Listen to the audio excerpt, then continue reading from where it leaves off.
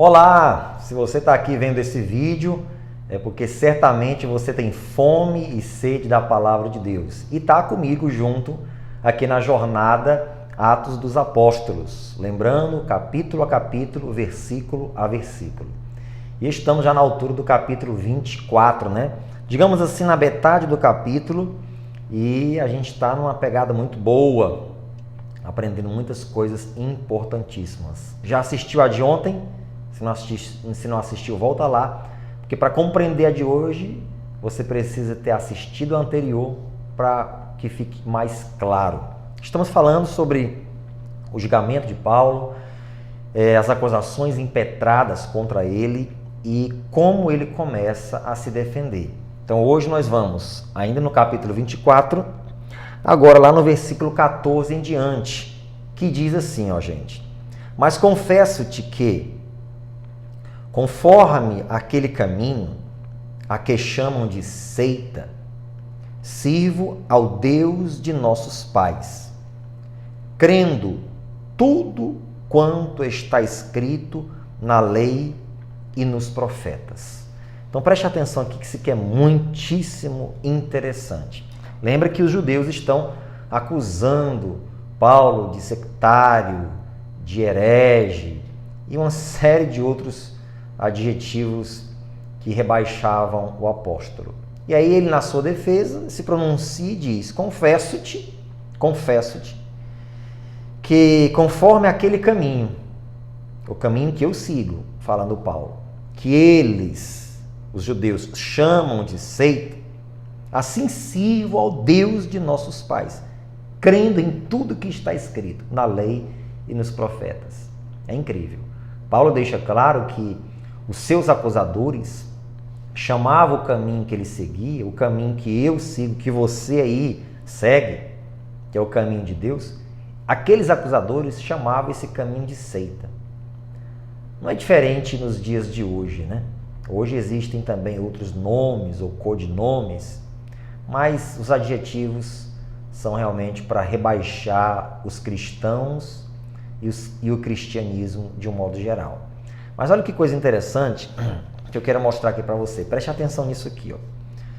Que nós, portanto, jamais sejamos desviados de qualquer bom caminho de Deus, por este caminho ser chamado de seita, seja lá por um sacerdote, por um líder religioso ou por uma pessoa influente. Para Paulo, gente, não importava quem chamasse o caminho que ele seguia de seita. E isso não influenciava na fé dele, nas convicções dele.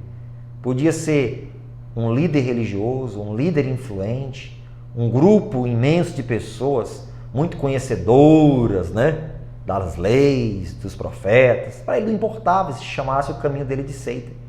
Paulo era firme nas suas convicções.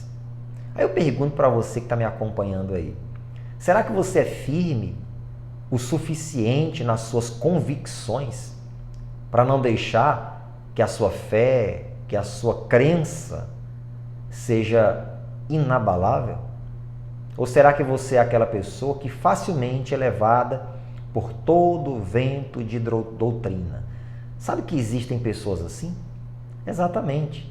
Pessoas que basta alguém de fora, ou até de dentro, que já foi de dentro, que um dia se desviou, chegar para ela e falar mal da igreja, falar mal dos pregadores e pregadoras da palavra, falar mal de tantas coisas que a pessoa facilmente se deixa levar.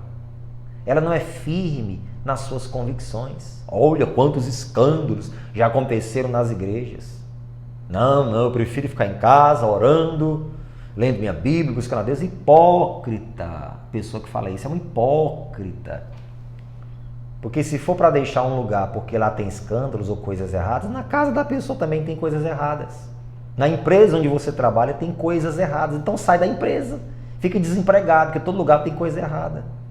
Jesus disse: é necessário que venham os escândalos. Percebeu isso? É necessário que venham. Mas ai daqueles por quem vem. Então não é porque eles chamavam o caminho que Paulo seguia de seita, que Paulo ia dizer: realmente eu acho que eu estou errado, olha, eu acho que eu tomei a decisão errada. Realmente todo mundo considera esse caminho um caminho errado, então eu vou voltar atrás. Não, Paulo era firme nas suas convicções. A experiência de Paulo foi com Deus. Com Deus. Todo cristão que se converte precisa ter uma experiência pessoal com Deus. Porque se a sua experiência for só com os irmãos, com o ambiente da igreja, quando surgirem os escândalos, quando surgirem os apertos, você é o primeiro que vai vazar, justamente. Ah, porque eu cheguei, tantas pessoas boas, amáveis, que nos cumprimentam, que oram pela gente. Mas quando você encontrar os invejosos, os linguarudos e fofoqueiros, você vai estar firme o suficiente? E quantas pessoas, infelizmente, deixaram as suas congregações por conta disso? Infelizmente. Paulo era firme nas suas convicções. E ele disse, esse caminho que eles chamam de seita é o caminho pelo qual eu sirvo a Deus e creio piamente nas leis e nos profetas. Aí veja o que ele diz mais a seguir, preste atenção, que é o versículo 15. Tendo esperança em Deus, como estes mesmos também esperam de que há de haver ressurreição dos mortos, tanto dos justos como dos injustos. E por isso procuro sempre ter uma consciência sem ofensa, tanto para com Deus como para com os homens. Então preste atenção aqui, ei, se distrai não, preste atenção. Paulo, ele deixa claro para o juiz, a quem ele está expondo a sua defesa, que ele tem esperança em Deus, como todos aqueles que estão ali, de que um dia haverá a ressurreição dos vivos e dos mortos. Ele procura servir a Deus com boa consciência, diante de Deus e diante dos homens. Sabe o que é que Paulo está fazendo aqui? A sua confissão de fé, diante daqueles acusadores, diante daquelas acusações. Você precisa fazer a sua confissão de fé e jamais negar o Senhor. Ele corria riscos de ser julgado injustamente e ficar preso para o resto da vida? Podia, corria esse risco, como realmente aconteceu.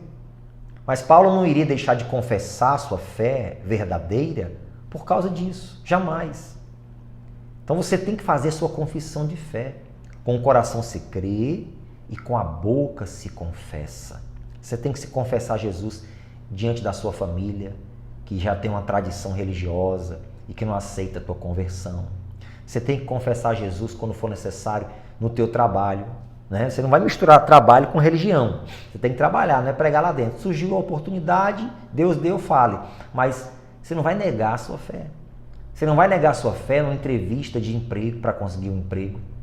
É verdade. Você tem que falar realmente. Se for perguntado, se for colocado em pauta isso, você tem que confessar a Jesus. Isso.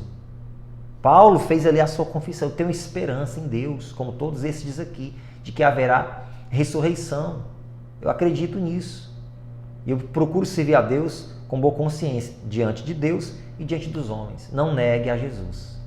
No momento oportuno, faça a sua confissão de fé e Deus sempre vai honrar você. Amém? Quero agradecer pela sua atenção, mas sempre oramos ao final de cada jornada, né? Então quero orar com você e também te pedir, quando eu terminar aqui, se você quer ajudar a espalhar mais ainda esse conteúdo, saiba que o YouTube, ele entende que isso aqui é importante quando muitas pessoas clicam naquela mãozinha que está aí, né? Como se estivesse curtindo, e é curtindo mesmo. Aí você também faz outra coisa, compartilha, é de graça. Curtir e compartilhar é de graça, você não paga nada. Você vai estar ajudando outras pessoas. Vamos orar? Senhor Deus, em nome de Jesus, mais uma vez o Senhor fala conosco aqui na jornada. E realmente Paulo fez a sua confissão de fé e era convicto daquilo que ele acreditava.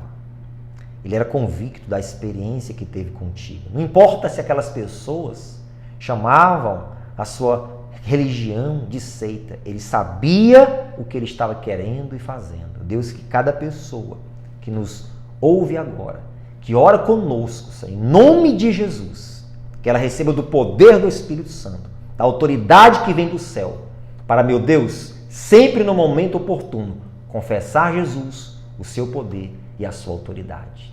Amém? Que Deus te abençoe grandemente em nome de Jesus.